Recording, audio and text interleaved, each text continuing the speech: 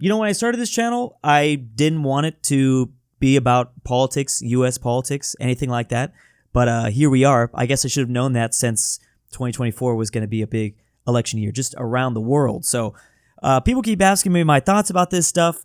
What's crazy is I initially planned to do a completely different video just about the interesting situation that we have in the U.S.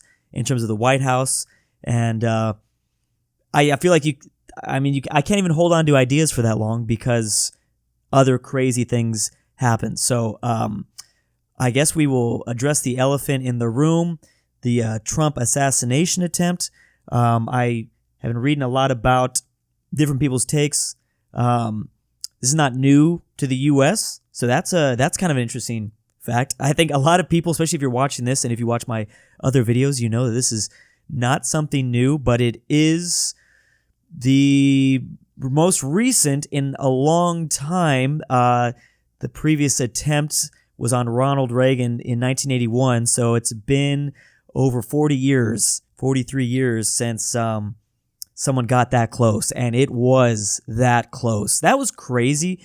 When I actually didn't believe it. It kept feeling, at first it's just like, when I just saw the news, like, oh, someone, shot at Trump, I'm just like, oh, I was just thinking like someone took a pistol out, just kind of shot in the air a couple times. But no, we were literally an inch away. I keep hearing people give different measurements. To me, it looked like they literally got his ear. So we were 1 inch, maybe centimeters away from complete chaos.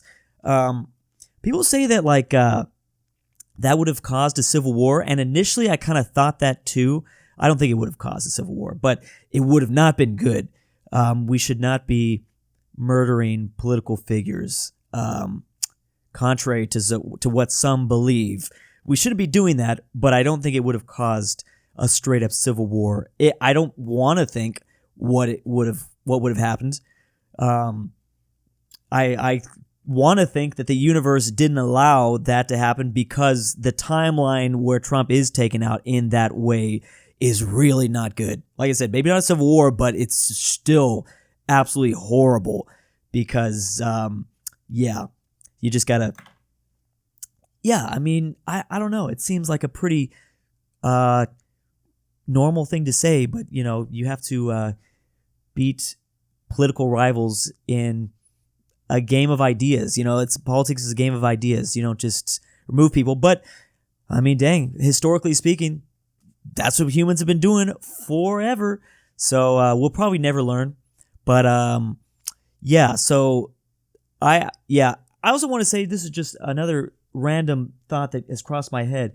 When I first saw that news, I thought, oh, wow, this is going to probably have Trump win the election.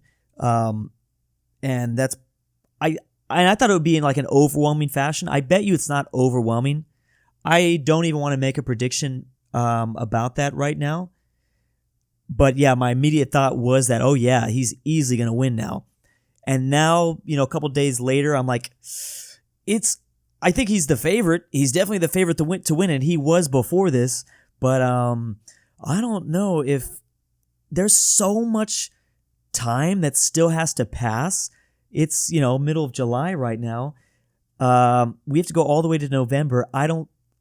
The amount, I bet you, mark my words right here, the amount of chaotic things that's still going to happen between now and November. A lot of people are going to forget this. No, I actually don't want to say forget.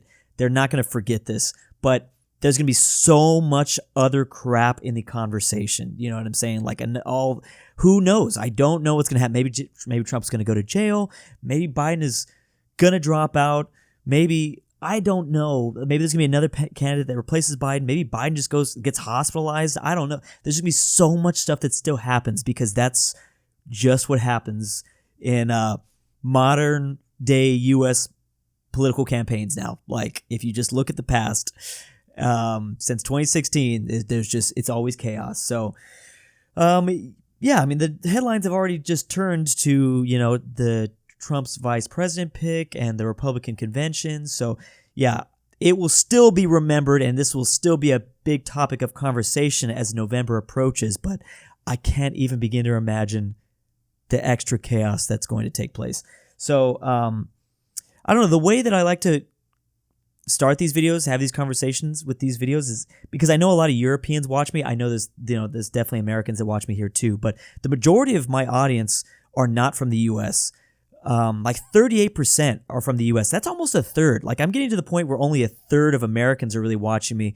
So I kind of keep that in mind when it comes to this stuff. Like I try to, frame it in terms of someone that doesn't know maybe anything about US politics, because I don't know anything about politics from other countries, and I don't pretend to know. And that's actually a conversation I love to have. This is a random sidetrack, but I love asking people outside of the country about their own politics, and I think sometimes they get like worried or they feel like I'm going to judge them. But in all honesty, I don't pretend to know anything about any other country's politics, so I don't care what you tell me. Like, every time I ask this question, people are hesitant, but it's like, man, I have no idea what your situation is. I know countries that have had drastically different histories than us. I remember asking this guy on an airplane in 2018 about the political situation of Hungary, and I think he was a little bit scared to tell me.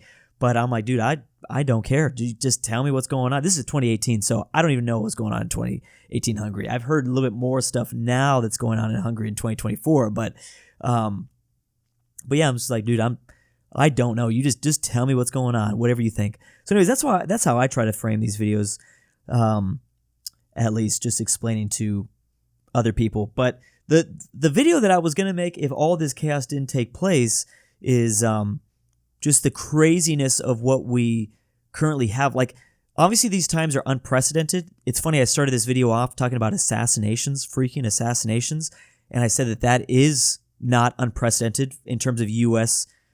Politics, and it's not unprecedented in terms of world politics. This has happened throughout history. I'm thinking Julius Caesar right now. Like, it will always happen. It'll continue to happen. It happened historically.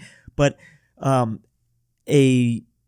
a territory, U.S. territory, U.S. political territory that we are in somewhat of uncharted waters is the fact that we clearly have a president that is in decline, health-wise, that is leading the country.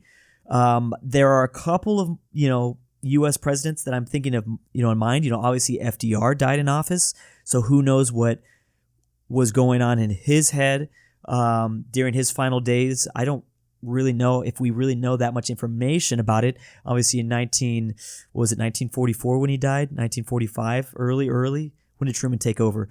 We don't have the same mass media as we have. They didn't have the same mass media as we have now today. But it seems like Biden is literally beginning to go through like really rapid decline mentally.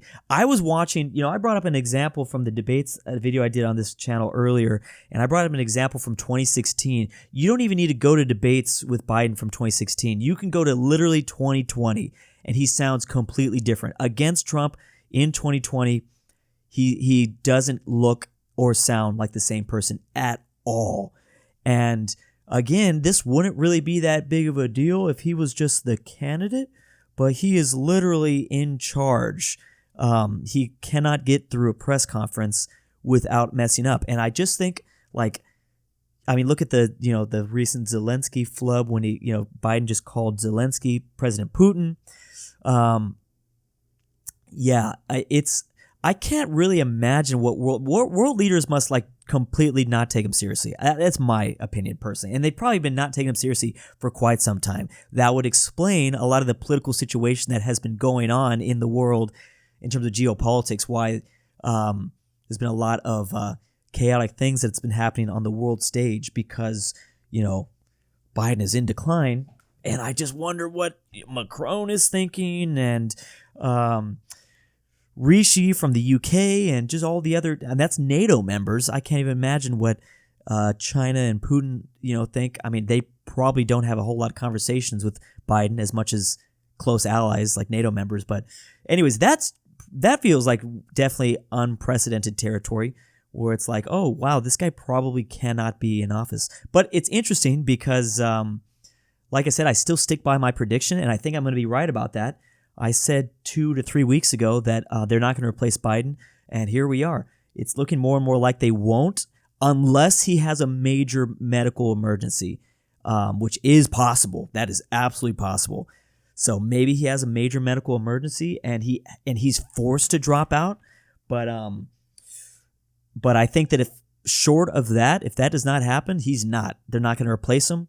And if he just stays like this, whatever, he doesn't have like a super fast health decline, then they're going to keep him. And that's probably because the name recognition, and at the end of the day, there's still almost half the country will still vote for like a dead guy over Trump. And that's just how it is. And then vice versa. There's the other half of the country will vote for Trump no matter what, over Biden.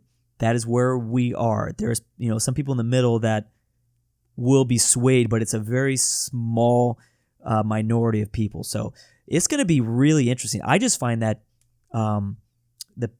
just the political situation that is setting up to be very interesting. And in terms of that, what will happen after this? We're not that far away. I know that if you're younger, it might seem like such a major election.